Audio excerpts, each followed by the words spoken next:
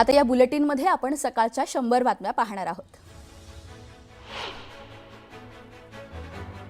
शिवसेना पक्ष आणि चिन्ह प्रकरणी सुनावणी कोर्टात मुहूर्त ठरलेला आहे। 21 जानेवारीला सुप्रीम कोर्टात सुनावणी होणार आहे। त्यासोबतच राष्ट्रवादी काँग्रेस पक्ष आणि घड्याळ चिन्हाबाबतही सुनावणी होणार आहे। सर्व 29 महानगरपालिकांमधील महापौर पदाच्या आरक्षणाची सोडत गुरुवारी 22 जानेवारी रोजी काढली जाणार आहे। सकाळी 11 वाजता सर्व महानगरपालिकांच्या महापौर पदाची आरक्षण सोडत काढली जाणार आहे। त्यामुळे महापौर पदासाठी इच्छुक नगरसेवकांचं आता 22 जानेवारीकडे लक्ष लागले। मुंबई महानगरपालिका आयुक्त भूषण गगरांनी महत्त्वाची माहिती दिली आहे। आजच महानगरपालिका निवडणुकांनंतरचे गॅझेट काढण्याचे नगर विकास विभागाने आदेश दिलेत। गॅझेट प्रसिद्ध झाल्यानंतर सर्वच राजकीय पक्षांना आपल्या नगरसेवकांची नोंदणी करावी लागणार आहे। महापौर आरक्षण सोडत प्रक्रियेत मोठा ट्विस्ट येण्याची शक्यता आहे। महापौर आरक्षणाची रोटेशनल पद्धत बदलण्याची चर्चा सुरू आहे। पुन्हा ओपन पासून सुरुवात करत आरक्षण सोडतीच्या चक्राकार पद्धतीने महापौर आरक्षणाची सोडत निघण्याची शक्यता आहे। आम्ही भाजपला अधर्मी बोललो तर ते आमच्यावर टीका करतात। धर्म म्हणजे सभ्यता आणि संस्कृती, भाजप मात्र विकृतीला जवळ करतंय असं म्हणत काँग्रेस प्रदेशाध्यक्ष हर्षवर्धन सपकाळ यांनी भाजपवर निशाणा साधलाय। ओबीसी नेत्यांवर दरोडा टाकण्याचा प्रयत्न सुरू असून 27% आरक्षण संपवून टाकण्यासाठी प्रयत्न केले जात आहेत असा आरोप अण्णा शेंडगेंनी केलाय। ओबीसी बहुजन आघाडी जिल्हा परिषद निवडणुकीत काँग्रेस सोबत मैदानात उतरणार असल्याचं शेंडगेंनी स्पष्ट केलंय। मालेगाव महानगरपालिकेत सत्ता स्थापनेला वेग आलाय। काँग्रेसचे इस्लाम पार्टीला पाठिंबा दिलाय। काँग्रेसच्या पाठिंब्यामुळे बहुमताचा आकडा गाठला जात असून इस्लाम पार्टी, काँग्रेस आणि समाजवादी पार्टी सत्ता स्थापन करणार आहे। प्रशांत जगताप यांनी काँग्रेस प्रदेशाध्यक्ष हर्षवर्धन सपकाळ यांची भेट घेतली आहे। पुणे महानगरपालिकेत नगरसेवक म्हणून निवडून आल्यानंतर हर्षवर्धन सपकाळ यांनी प्रशांत जगताप यांचं अभिनंदन केलंय। कोंढवा आणि वानवडी परिसरात काँग्रेसचे 5 उमेदवार जगताप यांनी निवडून आणलेत।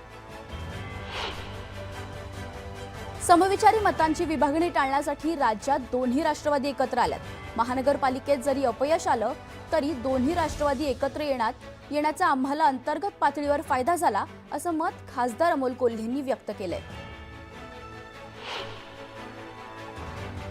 भाजपच्या केंद्रीय नेतृत्वाला मुंबईचा महापौर कशासाठी हवा होता हे आता सिद्ध झालंय। उत्तर प्रदेश भवन वांद्रे इथं झालंच आहे। मुंबई हडप करण्याची सुरुवात झाली आहे। गुजरात भवनासाठी सुद्धा संपूर्ण पालघर जिल्हा देऊ केलाय असं म्हणत विनायक राऊतांनी भाजपवर जोरदार हल्लाबोल केलाय। छत्रपती संभाजीनगरात आज भाजपकडून 62 गटांसाठी तब्बल 700 उमेदवारांच्या मुलाखती घेण्यात आल्या। जिल्हा परिषदेच्या निवडणुकीसाठी युती संदर्भात शिवसेनेसोबत भाजपची बैठक पार पडली आहे। सरड्याची धाव कुंपणापर्यंत असं म्हणत जिल्हा परिषद निवडणुकीसाठी संजय केनेकर यांनी एमआयएमला टोला लगावलाय। एमआयएमला जिल्हा परिषद निवडणुकीत गाडू असं म्हणत त्यांनी एमआयएमला आव्हान दिलंय।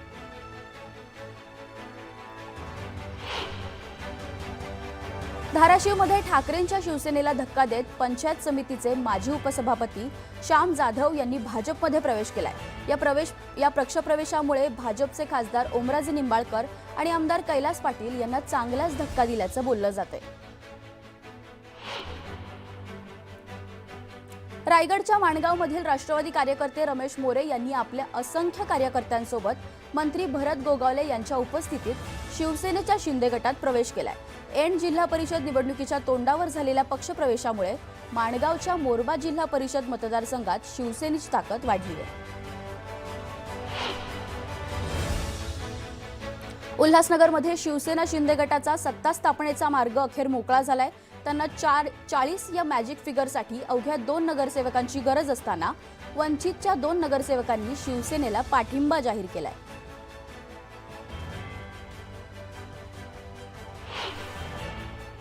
यानंतर एक महत्त्वाची बातमी आपण पाहतोय। मुख्यमंत्री देवेंद्र फडणवीस 5 दिवसांच्या दावोस दौऱ्यावर आहेत। दावोस दौऱ्याच्या दुसऱ्या दिवशी त्यांनी महाराष्ट्रात भरीव गुंतवणूक आणणार असल्याची माहिती दिली आहे। जागतिक आर्थिक परदेश परिषदेसाठी दावोस दौऱ्यावर असलेल्या महाराष्ट्राच्या शिष्टमंडळाला गुंतवणूकदारांकडून अभूतपूर्व प्रतिसाद मिळत आहे। गेल्या वर्षीच्या तुलनेत यावर्षी अधिक गुंतवणूक महाराष्ट्रात आल्याचे मुख्यमंत्री देवेंद्र फडणवीस यांनी सांगितले। मागच्या वर्षी महाराष्ट्रात 16 लाख कोटींच्या गुंतवणुकीचा करार दावोसमध्ये झाला होता। यंदा त्याहून अधिक गुंतवणूक महाराष्ट्रात आल्याचं फडणवीसांनी सांगितले।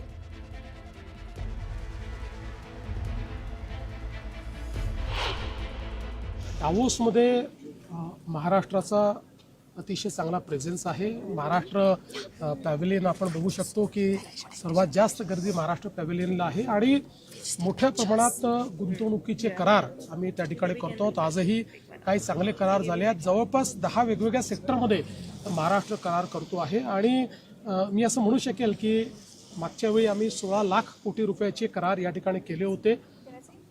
यावेळेस तो रेकॉर्ड देखील आम्हाला मोडायचा आहे आणि सांगताना मी हे देखील सांगू इच्छितो की मागच्या वेळेस जे करार केले त्या करारापैकी 75 ते 80% करार हे ॲक्च्युअल इन्व्हेस्टमेंटमध्ये आम्ही त्या ठिकाणी परिवर्तित करू शकलो।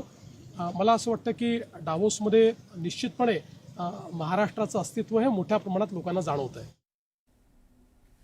आता या दरम्यान दावोसमध्ये मुख्यमंत्री देवेंद्र फडणवीसांशी न्यूज 18 मराठीने संवाद साधलाय। राज्यात ट्रिपल इंजिन सरकार चालवणं हे मोठ्या जबाबदारीचे काम असल्याचं यावेळी फडणवीसांनी सांगितलंय। मुंबईच्या महापौर पदावरून कोणतेही मतभेद नसल्याचं मुख्यमंत्री देवेंद्र फडणवीसांनी यावेळी स्पष्ट केलंय। महापौर पदावरून भाजप शिवसेनेमध्ये रस्सीखेच सुरू असल्याची राजकीय वर्तुळात चर्चा होती।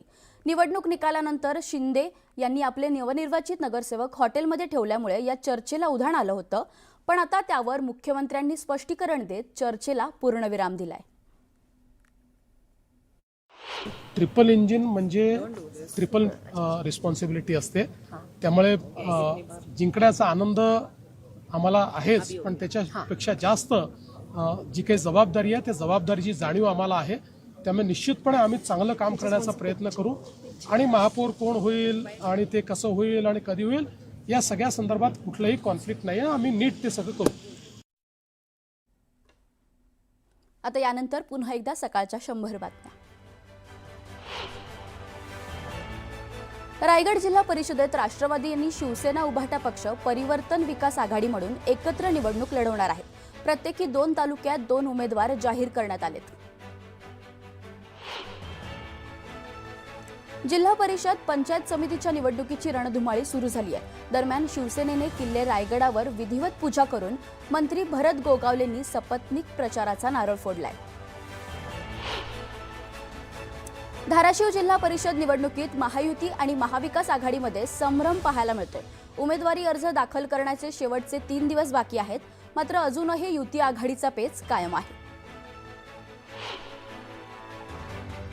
जिल्हा परिषद आणि पंचायत समिती निवडणुकीच्या पार्श्वभूमीवर आघाडीबाबत छत्रपती संभाजीनगरात ठाकरेंची शिवसेना आणि काँग्रेसची बैठक पार पडली। बैठकीसाठी काँग्रेसकडून जगन्नाथ काळे आणि विश्वास अवताडे उपस्थित होते।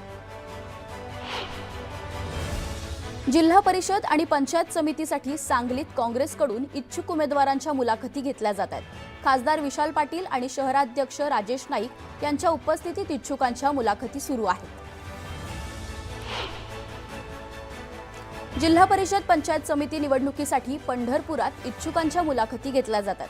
भाजपकडून घेतल्या जात असलेल्या मुलाखतीसाठी इच्छुकांनी मोठी गर्दी केली आहे। परभणी जिल्हा परिषदेसाठी उमेदवारी अर्ज दाखल करण्यासाठी तहसील कार्यालयात गर्दी पाहायला मिळाली। जिल्ह्यातील 9 तालुक्यांमध्ये उमेदवारी अर्ज दाखल केले जात आहेत।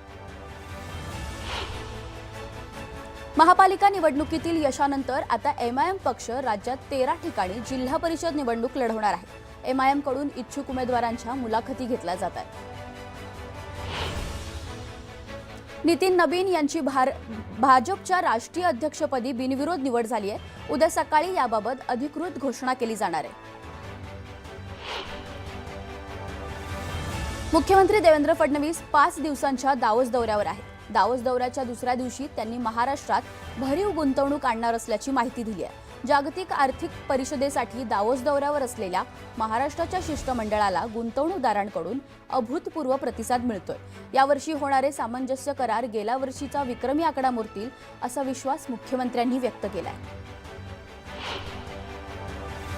बिहार सरकारनं दिल्लीनंतर आता महाराष्ट्राची राजधानी असलेल्या मुंबईमध्येही बिहार भवन उभारण्याची घोषणा केली आहे। प्रस्तावित बिहार भवन हे बेसमेंटसह सुमारे 30 मजली असणार आहे।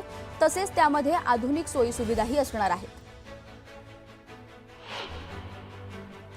नव्या पिढीनं आम्हाला निवृत्त करायला हवं, नव्या पिढीनं जबाबदारी घ्यायला हवी, तसंच जेव्हा गाडी व्यवस्थित चालेल तेव्हा आम्ही बाहेर पडून दुसरं काम करायला हवं, असं वक्तव्य केंद्रीय मंत्री नितीन गडकरी यांनी केलंय। संदीप जोशींनी आपल्या निवृत्तीची घोषणा केली आहे। जोशींनी आपल्या निवृत्तीचा निर्णय मागे घ्यावा यासाठी राज्यभरातील कार्यकर्ते जोशींच्या भेटीला पोहोचलेत। यावेळी अनेक कार्यकर्त्यांना अश्रू अनावर झालेले पाहायला मिळाले। जोशी निर्णय वापस घेणार नसतील तर नगरसेवक पदाचा राजीनामा देऊ अशी भूमिका नवीन नगरसेवकांनी घेतली आहे। फेरमतमोजणीसाठी शिवसेना ठाकरे पक्षानं राज्य निवडणूक आयुक्तांकडे धाव घेतली आहे। जळगावमधील ठाकरे पक्षाचे उमेदवार कुलभूषण पाटील यांची फेरमतमोजणीची मागणी निवडणूक निर्णय अधिकाऱ्यांनी फेटाळली आहे। त्यामुळे आता कुलभूषण पाटील यांनी निवडणूक आयुक्तांकडे धाव घेतली आहे।